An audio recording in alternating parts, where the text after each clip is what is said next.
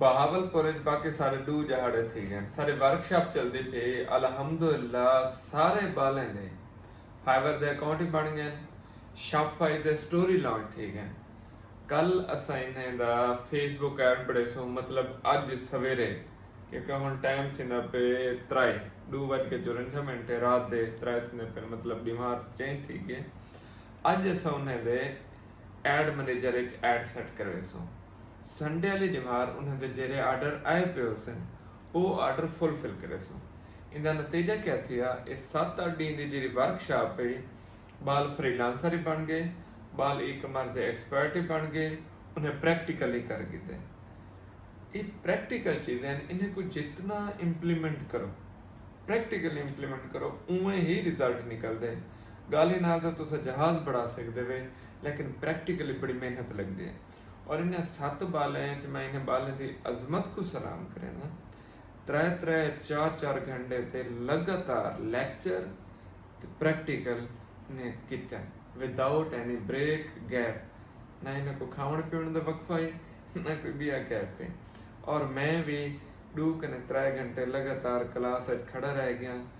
Step by step इन्हें कुछ चीज़ें करवाएं में ताकि अपने हथे नाल करें ते काबिल थी मैं हुणे ई काबिल थे गए खुद फाइवर का अकाउंट बना भी सकते हैं चला भी सकते हैं शॉपफाई का स्टोर बना भी सकते हैं चला भी सकते हैं रन भी कर सकते हैं मुनाफे कमा सकते हैं इंशाअल्लाह काबिल थे गए कितने दिन सिर्फ 7 दिन हुण ये अगले 7 दिन डेरा गाजी खान सन हुण जेरे लोग डेरा गाजी खान ज्वाइन करना चाहते हैं वो डेरा गाजी खान तशरीफ घेना वन जेरे उतो दे स्टूडेंट हैं और रेडी थी वञनि हफ्ता पूरा तुम्हारी वर्कशॉप होसी 3 घंटे दा क्लासां होसन उन्हें 3 घंटे तुसां सारा प्रैक्टिकल करना होसी अपने आप को मेहनती साबित करना होसी ते असां ये साबित करे सो जरा असां मशवरा दिता हसे और 100% ठीक है और जरी असां तलकीन की हसे कि असां तो काबिल बने सो वो भी 100% ठीक है सारी कमिटमेंट है ते असां उहदे ते पूरे उतरे हैं जिन्हें लोग कने स्किल है ग्राफिक डिजाइनर हैं शॉपफाई डिजाइनर हैं वेब डिजाइनर हैं कंटेंट राइटर हैं वो ये वर्कशॉप तो फायदा चाह सकते हैं वो अगर लइए तो हैं तौसे तो हैं राजनपुर तो हैं पूरे भी सराके से बिचो या कितों भी वो इजीली डेरा गाजी खान आ सकते हैं तो सुमार कने हफ्ते तक तेरे 7 दिन और डेरा गाजी खान च वर्कशॉप ज्वाइन कर सकते हैं ते अगर तो आपको इनके वास्ते मजीद कोई गल करनी हो उतना काजी साहब बैठे थे डेरा गाजी खाने अगर तो मेरी ID वेसो तो उतना भी तो उन्हें दा नंबर शंबर मिल वैसी तो ना रबता करके कंफर्म कर सकते अगर रबता ना भी थी वे तो तुसा सुमार डेरा गाजी खाना वेसो और हफ्ते की तैयारी करके आसो मतलब हफ्ते दा रोटी पानी आटा शटा गंढ बध के तुसा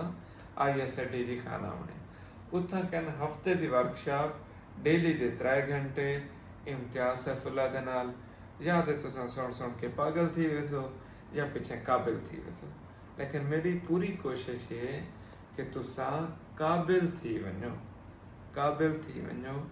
काबिल थी वञो मेरे वास्ते चे कि मैं अपना तजर्बा अपना एक्सपीरियंस अपनी स्किल अपनी उस्तादी अपने मैथड ट्रिक्स वो तुहाडे शेयर कर सकदा ते तुहाडे वास्ते चे तुसां उहदे कने फायदा चाह सकते हो उन्हें तुहाडे उत्ते क्या या तुसें वर्कशॉप को अटेंड करेंदे वे या कंध दे पिछो सटेंदे वे तुहाडी मर्जी ये तुहाडे वास्ते चे तुसें गाल को ई कन कने सुन के दिमाग तक घेन वेंदे वे या ए बे कन कने कर छुड़ेंदे वे तुहाडी मर्जी।